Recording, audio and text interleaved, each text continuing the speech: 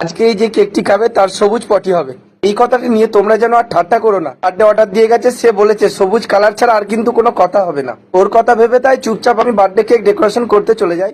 বাচ্চা বাবুটি ক্রিকেট খেলতে খুব ভক্ত, পড়াশোনা বাদ দিয়ে সারাদিন বন্ধুদের সাথে ক্রিকেট খেলাতেই সে মত্ত। বার্থডে গিফটের জন্য সে তার বাবার কাছে আবদার করেছে একটা ক্রিকেট আর বল চাই। তাই তার বাবা ভাবলো ক্রিকেট ব্যাট আর বলের সাথে ক্রিকেট খেলার মাঠ বার্থডে কেক বানিয়ে নিয়ে চলে যায়। তাই তার বাবা চলে এলো আমার কাছে আর আমাকে বলে দেয় ক্রিকেট গ্রাউন্ডটি যেন ভরা থাকে সবুজ ঘাসে। যদি থাকে বড় বড় ঘাস, ওই ঘাসে বল হারিয়ে গেলে হয়ে যাবে সর্বনাশ। বাবা তখন বললো তুমি যে কথাটি বললে সেটা কিন্তু খেলার নয়। আমি তখন বললাম আপনাকে চিন্তা করতে হবে না, আমি আপনাকে কেক তৈরি করে দিচ্ছি যেমন ক্রিকেট খেলার মাঠ হয়। বাবা আমাকে বললো আচ্ছা ঠিক আছে, তুমি তোমার মতো করো। আমি তখন তাকে বললাম হাতে 5-4 মিনিট অন্তত সময় ধরো। খুব আর্জেন্ট কেক যেহেতু আমি কেক করতে গেলাম রেডি। উইকেটের বদলে আমি ওখানে চকলেট পাইপ পুঁতে দিই। তাড়াতাড়ি কেকটা বানিয়ে যখন আমি ক্যামেরাম্যানকে বলছি সরো, ও বাবা, তারপরে দেখছি ক্রিকেট মাঠের থেকে আমার ব্যাটটা হয়ে গেছে বড়। এসে আমার আর কিছুর বলার নেই, পছন্দ হলে একটা লাইক চাই।